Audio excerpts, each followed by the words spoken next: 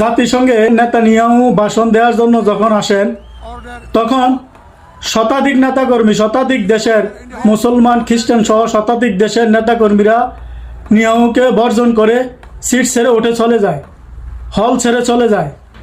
কিন্তু আমার দেশের কিছু ইহুদির দালাল, সমকামী ইসরায়েলির দালাল, নামধারী মুসলমান, তারা নাকি ইসলামিক শাসন কায়েম করতে চায়। তারা নেতানিয়াহুকে সমর্থন করে জায়গায় বসেছিল, তাদেরকে হল ছাড়তে দেখা যায়নি, তাদের সিটে তারা ঠিকই বসেছিল।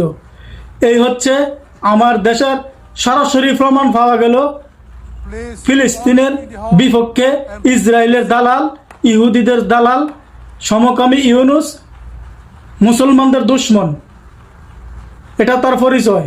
আর যারা ইসলামিক শাসন কায়েম করতে চায় তারা আসলে ক্ষমতার জন্য এগুলো বলে, তারা আসলে আদতে ইহুদির দালাল, ইহুদিদের দালাল, ইহুদিদের ফাঁস আটা গোলাম কুত্তা।